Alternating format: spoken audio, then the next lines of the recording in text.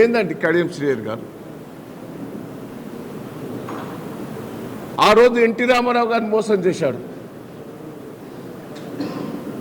NT Ramarao గారు మోసం చేసిన దాంట్లో నా పాత్ర లేదు. మేము ఎన్టీ రామారావు గారిని బలవంతం చేశాం. లాస్ట్ మూమెంట్లో లక్ష్మీపార్తిని నువ్వు పక్కకు పెట్టు అంటే పెట్టకుండా పోయినా. ఫస్ట్ పోయింది ఎవరా అంటే కడియం శ్రీహరి గారే.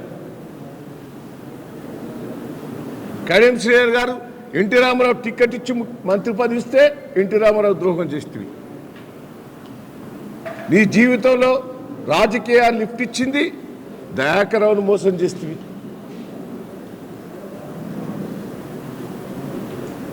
చంద్రబాబు గారు మళ్ళా నీకు ఎమ్మెల్యే టికెట్ ఇచ్చి మంత్రి ఇస్తే ఆయనను మోసం చేస్తుంది. బయటకు వచ్చి ఎన్టీ రామారావుని తిట్టివి, చంద్రబాబుని తిట్టివి. 4 సార్లు ఓడిపోయినావు. 4 సార్లు ఓడిపోయినావు. నీకు కేసీఆర్ గారు పిలిచి నీకు ఎంపీ టికెట్ ఇస్తే ఎంపీ గెలిపించిన డబ్బులు ఖర్చు పెట్టి మళ్ళా ఎమ్మెల్సీ ఇచ్చి ఉప ముఖ్యమంత్రి ఇచ్చాడు. మళ్ళా ఎమ్మెల్సీ రిన్యువల్ చేయమని బతిలాడుతుంది. నీ ఇంటికి పిలిచి భోజనం పెట్టి కాళ్ళేళ్ళు పట్టుకొని ఎమ్మెల్సీ తీసుకుంటుంది. మళ్ళా సిట్టింగ్ ఎమ్మెల్యే కాదని ఆ ఎమ్మెల్యే రాజయ్య మీద లేనిపోయిన అబండాలు వేసి అబండాలు సృష్టించి రాజయ్య గారిని తీసేసి నువ్వు టికెట్ తెచ్చుకుంటువి. మళ్ళా నీ బిడ్డ టికెట్ కోసం పార్టీలో బ్లాక్మెయిల్ చేసి బిడ్డకు టికెట్ తెచ్చుకుంటువి. నీకేం ద్రోహం చేసిందే? మళ్ళీ కేసీఆర్ గారు తిడతా అంటే నువ్వు అసెంబ్లీలో మాట్లాడిన స్పీచ్ చూడు. రేవంత్ రెడ్డిని ఎట్లా తిట్టావో. మొన్న కాళేశ్వరం పోయినప్పుడు నువ్వు ఏం మాట్లాడినావో. నువ్వు మళ్ళీ మేధావి మేధావి నా అంత మేధావి లేవని మాట్లాడతావు. ఇదా నీ మేధావి తత్వం? సిగ్గు శరం లేదు నీకు. మళ్ళీ నాకేం లేదు, తింటికి లేదంటావు.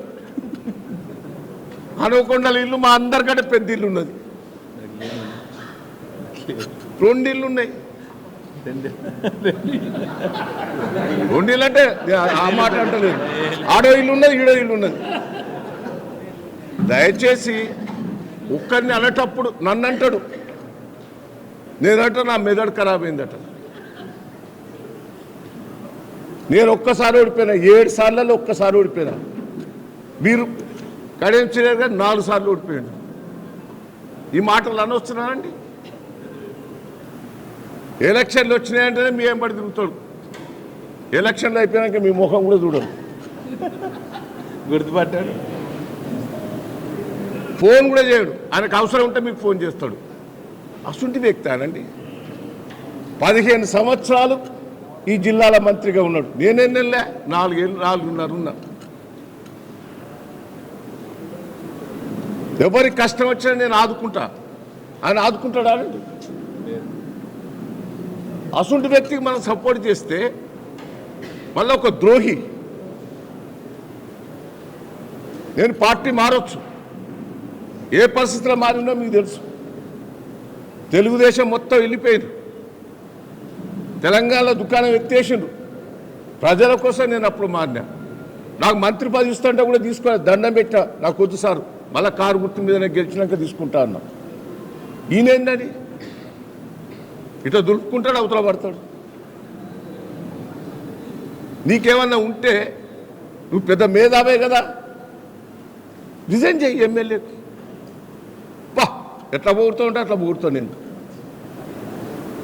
అబద్ధం మాటలు చేసి ఇద్దరే రేవంత్ రెడ్డి గారు, కడియం శ్రీహరి గారు ఒక్కటే క్లాస్. నేను ప్రతిపక్షంగా మేము ఉన్నాం. మహారాష్ట్ర పోయి బాబ్లీ ప్రాజెక్టు కోసం పోరాటం చేయలేదా? మీరు అందరే సాక్ష్యం. పోయి జైలుకు పోయినా పోలీసులతో టన్నులు తిన్నా. ఒక్క రోజన్నా కడియం శ్రీహరి గారు పోలీసులతో టన్నులు తిన్నాడా ప్రజల కోసం?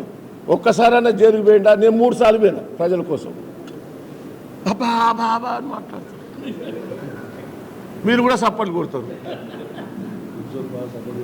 ప్రజల కోసం పోరాటం చేయండి అండి. ప్రతిపక్షంగా ఉంటే పోరాటం చేయాలి, భయపడొద్దు.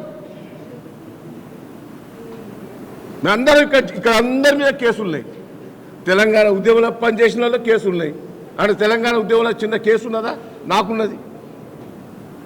నేను జైలుకు పోయినా, ప్రజల కోసం నేను జైలుకు పోయినా చాలాసార్లు. దయచేసి ప్రజల కోసం నువ్వు ప్రతిపక్షంగా పోరాటం చేయవు, అధికారం ఏంటంటే అటే ఉరుకుతావు. దయచేసి